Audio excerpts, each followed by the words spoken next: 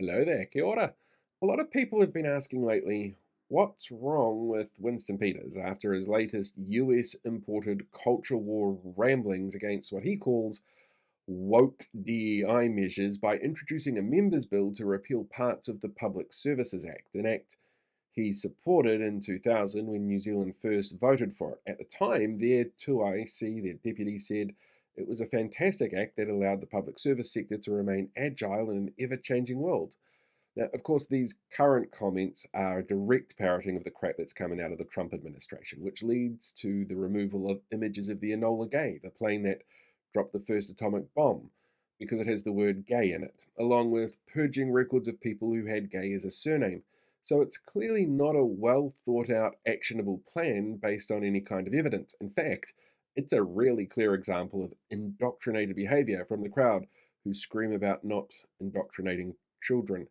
And when he was laughed at for being the crazy old uncle people avoid at Christmas because of his rantings, Peters doubled down in describing woke as a tool for politically correct fascists who harass people about how they think. From the MP who yells at media about how they don't think the way he does, with a supporter base who yell at people who don't agree with them on things like the efficacy of vaccines because of science, and from an MP who wants to remove tools that teach children how to think critically. Oh, and apparently, pearl clutchers who can't define what a woman is also included in the list, which is a common strawman argument used by the far right to try and create gotcha moments and prove that they live in a box of binary worldviews who don't actually care for people's free expression if that expression doesn't conform to their worldview. Now, I'm not going to sit here and point out the issues with the Deputy Prime Minister's latest sundown moment. There'll be a bunch of pearl clutching, vice signaling right wing knuckle draggers who do that inadvertently by claiming it's a genius level move, like everything else that they seem to agree with. But what is interesting here is the timing. Peters has a habit of pushing the talking points of his conspiracy dwelling voters at specific times. Two of the most common are when Peters is being overshadowed by David Seymour and when opinion polls show that New Zealand First is starting to flag. And both of those have happened recently. The past few weeks' news cycles have been dominated by Seymour. Sure, the Tim Jago thing sure didn't last long in the media, but Seymour's school lunch program has. It's constantly there at the moment, and it hasn't been helped by Seymour avoiding meetings with Erica Stanford and talking down to media about it, which means that Winston Peters has had less time in the spotlight, which leads to a dropping in his polling numbers. So, what does he do? He makes a bit of noise. His firing of Phil Goff last week and his comment about putting Luxon in power so he can unilaterally do what he wants got some headlines, which his core base responded to but didn't get prolonged coverage in mainstream media, which is what Peters needs to build up his voter base within his new core base. And there is a looming deadline for when he steps down as Deputy Prime Minister.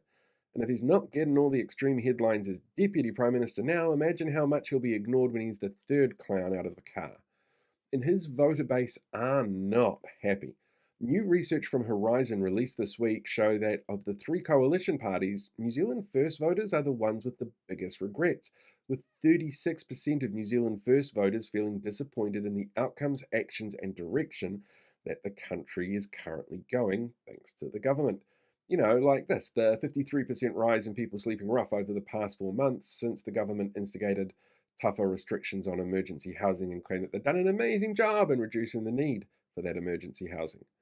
Half of the opinion polls out this year so far have had the party right on the threshold for getting back into Parliament, like this one from One News, which had them at just on the threshold. If voters move within the margin of error, they wouldn't be back in Parliament.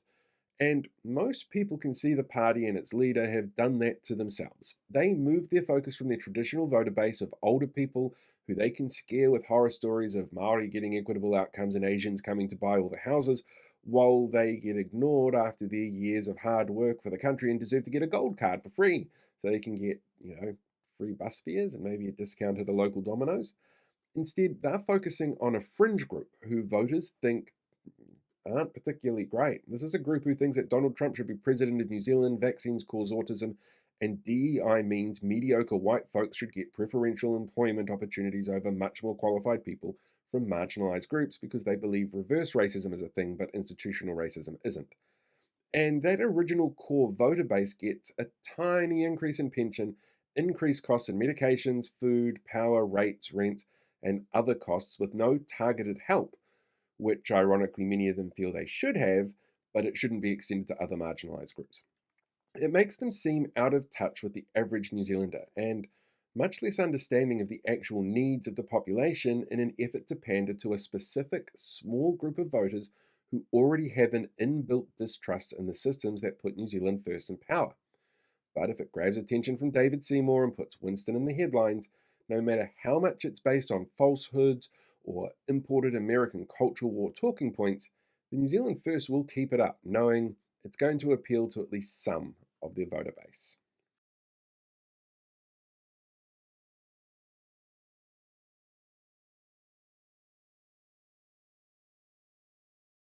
Hey, thanks for checking out today's video. Make sure you like, share, subscribe so you get more updates as we go along. We deal with these guys for the rest of the year.